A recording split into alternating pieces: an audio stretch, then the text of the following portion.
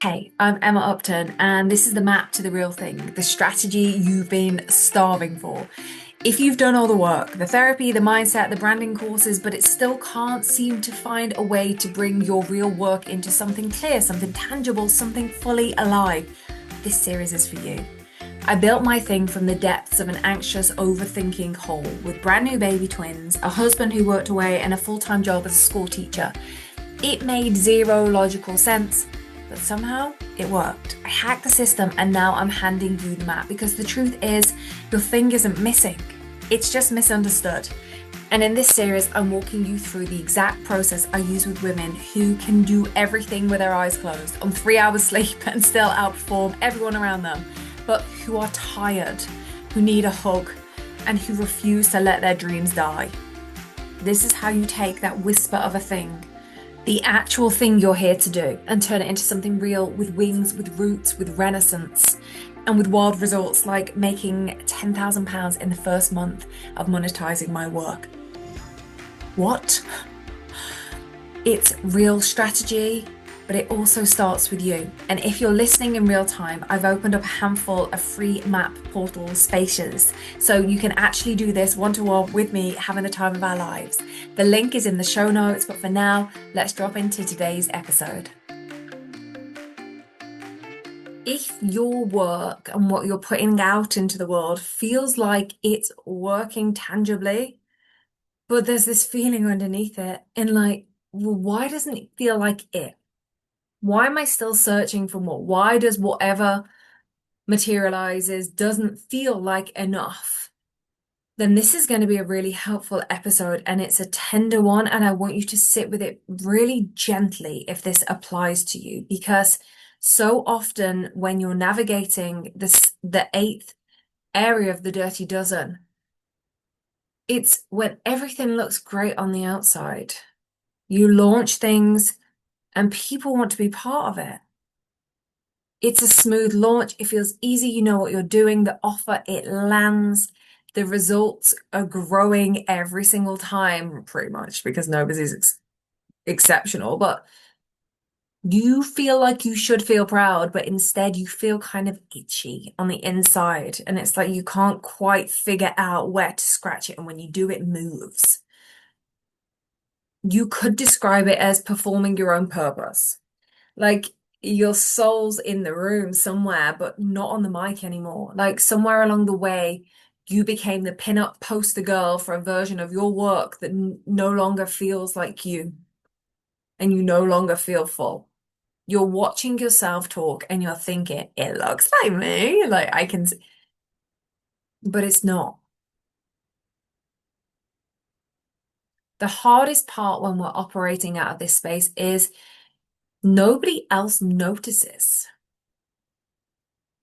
And quite often other people are clapping along and celebrating you, which can make you question your sanity even more so. So, in order to name what's really happening here, we've got to recognize that this isn't burnout, that it's a form of self-betrayal. And stay with me and with this if it feels like a lot and it feels heavy and everything, and you want to turn this off right now, stay with me. If you're here, most often you've built a brand around the version of you that they clapped for. And now you're afraid to disappoint the audience who came along with the mask. It's not that you're fake or have ever been fake. It's just that you've evolved to a level that most people won't get to. And nobody told your work that you've spent the last decade building to get to this point. If you find yourself here, you're marketing from memory, even though your marrow is screaming to be heard. And until you let that deeper part of you speak, the unfathomable doesn't make sense part, even the most aligned work is going to feel hollow, and then you don't know which way to turn in the end. So let's look at that together. If you're still here and this really resonates, you're immense, because this isn't simple stuff. It's hard to hear. So the truth is, you're not tired. Holding up that mask That's what's tiring. The second you're able to let go of that, your energy and everything in the work, and there is so much of it that will stay, you just feel a different level of freedom. So I want you to explore this by asking the question, who's speaking right now? Is it me or is it the version of me that they expect? So I want you to go to the last place that you marketed, the last place that you shared your work. And maybe it was an email, maybe it was on Instagram, maybe it was a blog post, wherever you show up. And I want you to read it out loud. What would you say? Would you say that to your best friend out loud at the kitchen table? If you were having a conversation with somebody, are they the words that would come out as you're face to face with your favorite person? If not, rewrite it. And the trio of terror might be saying, well, my best friend isn't my ideal client.